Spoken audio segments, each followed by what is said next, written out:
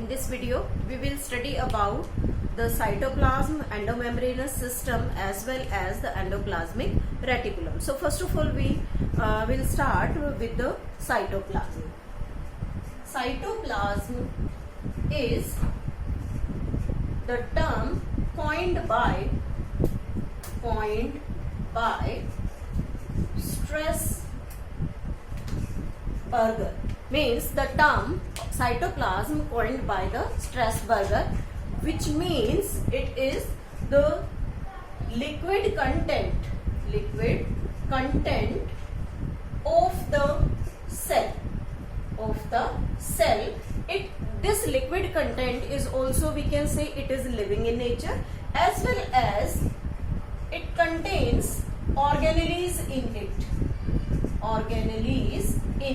and all these organelles perform different functions. So what is this cytoplasm? That is the term coined by the Strasburger, and it is the liquid content of the cell. When we talk about this cytoplasm, we can locate it in the cell. How? First, suppose that this is the, we can show it cell membrane, and inner to it there is present this one, we can show it the nucleus, and the entire portion between these two things, means between the cell membrane as well as in nucleus, means the cytoplasm is located between the cell membrane and the nucleus, and this portion is known as cytoplasm. और जब हम इस cytoplasm के बारे में बात करते हैं तो ये साइटोप्लाज्म भी दो पार्ट्स में डिवाइडेड है. कौन कौन से इसके अंदर मेन दो पार्ट्स होते हैं? One is cytosol. Cytosol means only the liquid content, और you can say the matrix of the cell.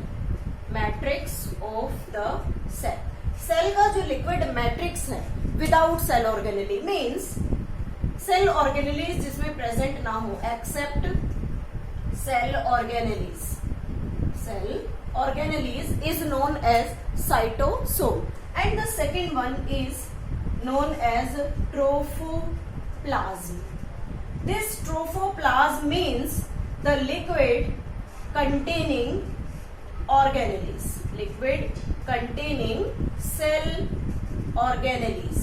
It is known as trophoplasm. So we can say that cytoplasm को यहाँ दो पार्ट्स में divide किया गया है. वन साइटोसोल जो liquid content है सिर्फ, जिसमें कोई भी सेल ऑर्गेनेली एग्जिस्ट नहीं कर रही, और ट्रोफोप्लाज्म जो लिक्विड कंटेंट है सेल का, जिसके अंदर सेल का साइटोप्लाज्म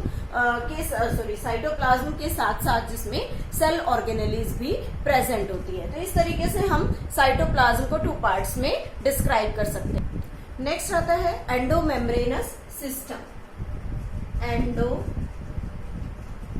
membranous system.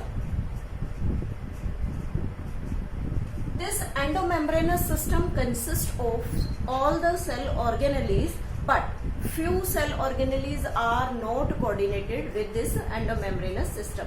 तो यहाँ हम पढ़ेंगे कि कौन कौन से ऐसे सेल ऑर्गेनेलीज हैं जो इस एंडोमेम्ब्रेनस सिस्टम में एग्जिस्ट करती है और कौन सी नहीं. तो उससे पहले हम ये देख लेते हैं कि एंडोमेम्ब्रेनस सिस्टम एक्चुअली हम किसको कहते हैं. तो जब हम बात करते हैं सेल ऑर्गेनेलीज के बारे में, तो all the cell organelles are metabolically active and they are distinct in their structure as well as in function. Means all the cell organelles have distinct structure and function. सभी cell organelles जो हैं वो metabolically active हैं. सभी cell के अंदर जितने भी मेटाबॉलिज्म है उनको कंट्रोल करने का काम करती है. सभी का स्ट्रक्चर और फंक्शन एक दूसरे से डिस्टिंक्ट होता है, लेकिन फिर भी all the cell organelles except few एक दूसरे के साथ कोऑर्डिनेट करके चलती हैं, कोऑर्डिनेशन करती हैं. तो जो सेल ऑर्गेनेलीज आपस में कोऑर्डिनेशन करती हैं वो कौन कौन सी हैं? जैसे endoplasmic reticulum, Golgi complex, we can say the lysosome, lysosome. ये जो सेल ऑर्गेनेलीज हैं ये एक दूसरे के साथ कोऑर्डिनेट करती हैं, और कोऑर्डिनेशन जब करेंगी तो क्या होगा कि एक दूसरे के फंक्शन के साथ रिलेशन होता है।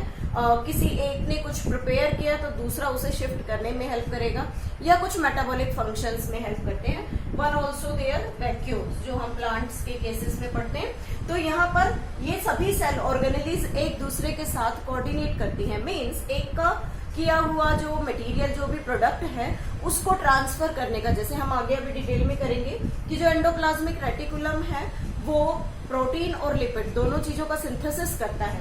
अब सिंथेसिस तो हो गया, लेकिन उस सिंथेसिस को, उस प्रोडक्ट को अपने उस सिंथेसाइज्ड साइट से निकालकर सेल के रिक्वायर्ड पार्ट में ट्रांसफर करने का काम गोल्जी कॉम्प्लेक्स करेगा। कोई सर्टेन सब्सटेंस जो सेल के अंदर अनवांटेडली आ जाते हैं, उन सबको डाइजेस्ट करने का काम लाइसोसोम का होगा, मींस जो डिफेंस में हेल्प करेगा। तो ये सब तरीके से ये सारी ऑर्गेनेलीज आपस में एक दूसरे के साथ कोऑर्डिनेट करती हैं, और इन सभी ऑर्गेनेलीज को हम क्या कहते हैं? Endomembranous system. Endomembranous system. जो सेल ऑर्गेनेलीज आपस में एक दूसरे के साथ फंक्शनली कोऑर्डिनेट करे, they are included in the endomembranous system. लेकिन कुछ सेल ऑर्गेनेलीज हैं जो एक दूसरे के साथ कोऑर्डिनेट नहीं करती। What are these? Mitochondria, chloroplast and peroxisomes. ये जो सेल ऑर्गेनेलीज हैं, इनका अपना जेनेटिक मटेरियल होता है, इनके अपने राइबोसोम्स हैं। तो जो भी चीज इनको रिक्वायर्ड होती है, जैसे हमने यहाँ कहा कि यहाँ से प्रोटीन बनेगा, ईआर प्रोटीन बनाएगा, ईआर के बनाए हुए प्रोटीन को गोल्जी ट्रांसफर करता है।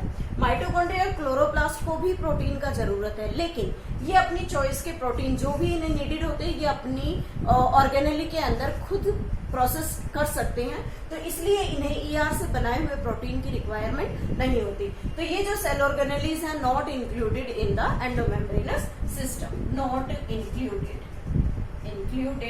इन एंडोमेम्ब्रेनस सिस्टम। इनको हम एंडोमेम्ब्रेनस सिस्टम में इंक्लूड नहीं करते। तो इस तरीके से हम एंडोमेम्ब्रेनस सिस्टम को डिफरेंशिएट कर सकते हैं, means the cell organelle which are included in it और नॉट। नेक्स्ट आता है cell organelle that is endoplasmic reticulum. Endoplasmic reticulum shortly it is known as ER। Lower classes में भी हमने इसके बारे में पढ़ा हुआ है कि ये एंडोप्लाज्मिक रेटिकुलम क्या है। एक्चुअली जब इलेक्ट्रॉन माइक्रोस्कोप में इस एंडोप्लाज्मिक रेटिकुलम की स्टडी की गई तो ये पाया गया it is made up of a network of tubular part, network of tubular structure called reticulum, and this reticulum is found inside the cytoplasm। तो यहाँ मेन क्या है कि जब इलेक्ट्रॉन माइक्रोस्कोप में स्टडी हुई तो ये मिला कि जो ER है वो मेनली ट्यूबुलर नेटवर्क्स का बना हुआ है, और उन ट्यूबुलर नेटवर्क्स को एक रेटिकुलम का फॉर्म मिलता है, इसलिए इसका नाम endoplasmic reticulum. Endo means inside, plasmic means plasma or you can say the cytoplasm, and reticulum means a network of tubular part. So this endoplasmic reticulum has three types of structure in it. One is cisternae, second is vesicles, and third is tubules. These three structures forms the endoplasmic reticulum inside it. This cisternae, it is unbranched tubular part। Unbranched है, tubular part की form में present होता है। Vesicle, these are small sac like structure.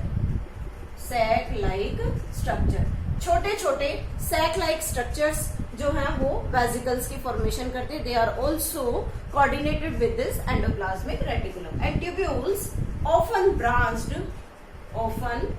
branched and you can say irregular tubular structure. This is about the three types of the network formed in this endoplasmic reticulum, that is cisterna, vesicle and tubules. हम इनका diagram भी draw करके देख सकते हैं कि किस तरीके से इनका अपीयरेंस होगा.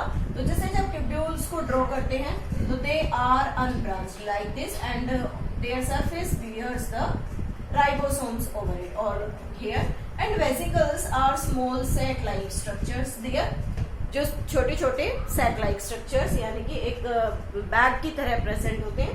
और जो ट्यूब्यूल्स है they are irregular and branched, we can draw like this. These are the branched structure, we can form the different branches here just like. तो यहाँ पर तीनों अलग अलग पार्ट के एंडोप्लाज्मिक रेटिकुलम के different we can show here, that is the endoplasmic reticulum associated with the nuclear part.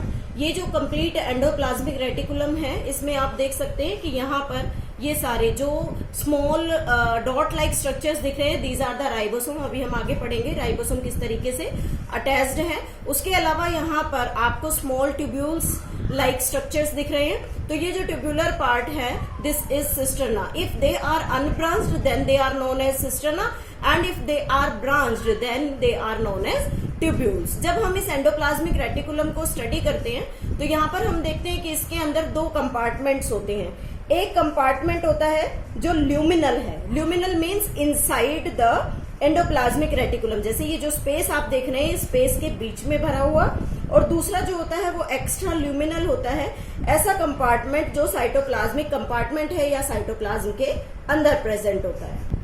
इस endoplasmic reticulum को दो ग्रुप में क्लासिफाई करते हैं, rough endoplasmic reticulum and smooth endoplasmic reticulum. Smooth endoplasmic reticulum. R stands for here rough. Why they are known as rough and smooth endoplasmic reticulum? Rough endoplasmic reticulum bears ribosome on its surface, and smooth endoplasmic reticulum ribosomes absent. इसमें ribosome present नहीं होता. तो जब हम ribosomes की बात करते हैं तो एक चीज ध्यान में आती है, these ribosomes helps in protein synthesis.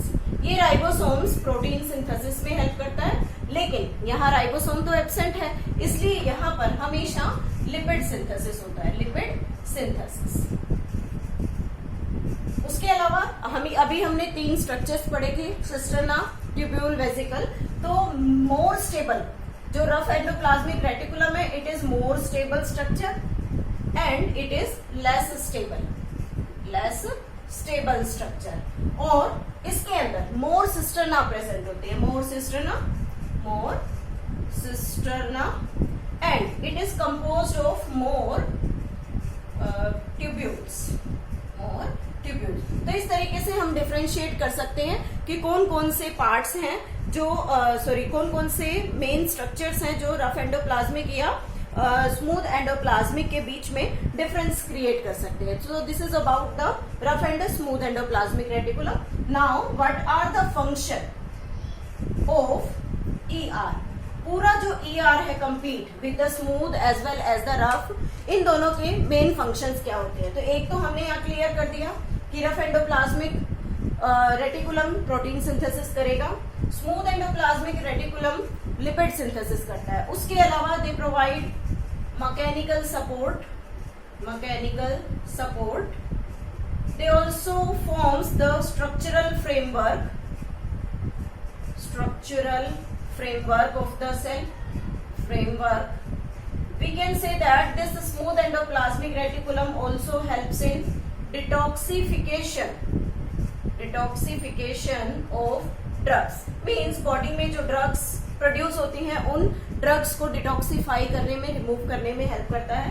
And one more important function is membrane biogenesis. We can say membrane biogenesis. Membrane biogenesis का मेन मीनिंग क्या है? मेम्ब्रेन का मतलब, जब हमने पढ़ा था प्लाज्मा मेम्ब्रेन के बारे में तो वहां दो चीजें डिस्कस की थी. The structure composed of protein as well as the lipid. जब ये दोनों प्रोटीन और लिपिड साथ में मिलते हैं तो मेम्ब्रेन की फॉर्मेशन होती है, इसीलिए इसे क्या कहते हैं, मेम्ब्रेन बायोजेनेसिस। मीन्स मेम्ब्रेन को फॉर्म करने का जो मेन कंपोनेंट है that is synthesized by the endoplasmic reticulum. This is about the endoplasmic reticulum.